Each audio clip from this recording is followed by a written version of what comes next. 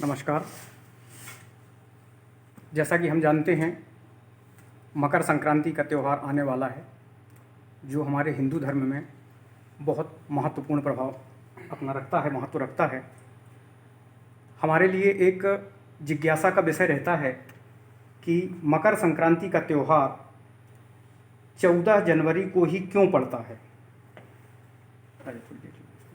मकर संक्रांति का त्यौहार 14 जनवरी को ही क्यों पड़ता है, जबकि हमारे सारे तीज त्यौहार जो हिंदू कैलेंडर के अनुसार मनाए जाते हैं, उनकी तिथियां और तारीखें, तिथियां तो हिंदू कैलेंडर के अनुसार निश्चित रहती हैं, लेकिन अंग्रेजी कैलेंडर के अनुसार उनकी तारीखों में हर वर्ष बदलाव हो जाता है।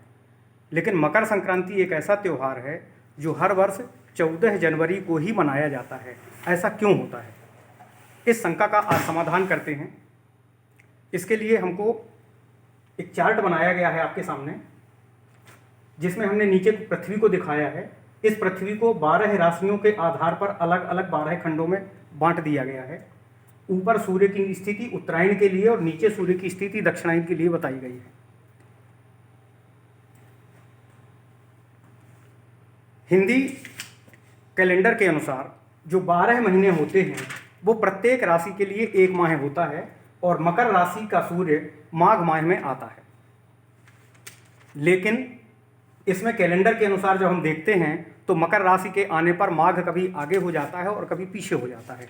इसका मुख्य अंतर है कि सूर्य की एक परिक्रमा 365 दिन 4 घंटे में होती है और लगभग 2 मिनट और 24 सेकंड का समय और होता है, जिससे प्रत्येक वर्ष 4 साल में हमारा जो कैलेंडर होता है अंग्रेजी महीनों वाला, वो 366 दिन का हो जाता है। जबकि हिंदी महीने के अगर देखें तो हमारा हिंदी महीने का एक वर्ष जो होता है वो लगभग 354 दिन 1/3 दिन का होता है। तो हिंदी और अंग्रेजी के प्रत्येक वर्ष के बीच में हिंदी का जो वर्ष होता है वो 10 दिन कम पड़ता है। और 3 वर्ष में प्रत्येक 3 वर्ष में अधिमास के रूप में हम एक अतिरिक्त महीने जोड़ करके सूर्य वर्ष और चंद्र वर्ष के बीच में सामंजस्य स्थापित कर देते हैं। यही कारण होता है कि प्रत्येक 3 वर्ष में हम एक अधिमास के रूप में एक महीना बढ़ा हुआ पाते हैं।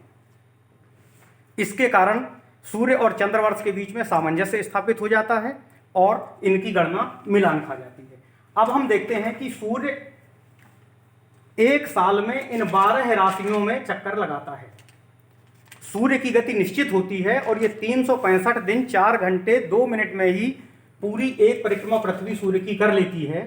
और एक परिक्रमा एक राशि में करने में उसको लगभग 30 दिन और 11 घंटे का समय लगता है।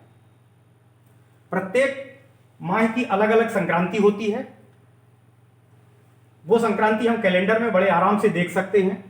जो 14 जनवरी होती है, यहां से सूर्य मकर राशि में प्रवेश करता है और 12 महीने में प्रत्येक महीने के हिसाब से 30 अंश की परिक्रमा करता हुआ प्रत्येक राशि में सूर्य विचरण करता हुआ और वापस 365 दिन 6 घंटे और 24 मिनट के अंतराल में वो 14 जनवरी को ही पृथ्वी सूर्य की पूरी एक परिक्रमा करती है। और वो एक परिक्रमा के कारण मकर संक्रांति का त्यौहार निश्चित रहता है।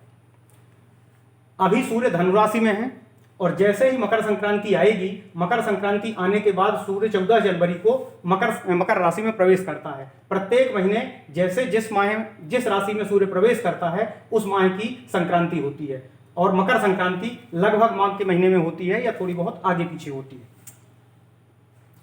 अभी धनु राशि में है सूर्य पृथ्वी सूर्य की परिक्रमा करते समय अपने अंश से थोड़ा सा झुकी हुई होती है, जिसके 2 गोलार्ध होते हैं। एक उत्तरी गोलार्ध होता है और दूसरा दक्षिणी गोलार्ध होता है। उत्तरी गोलार्ध की ओर जब सूर्य बढ़ता है तो दिन थोड़ा बड़े होने लगते हैं और दक्षिणी गोलार्ध की तरफ जब सूर्य बढ़ता है तो उसको हम दक्षिणायन सूर्य कहते हैं और उस समय दिनों का क्रमशः घटना शुरू हो जाता है।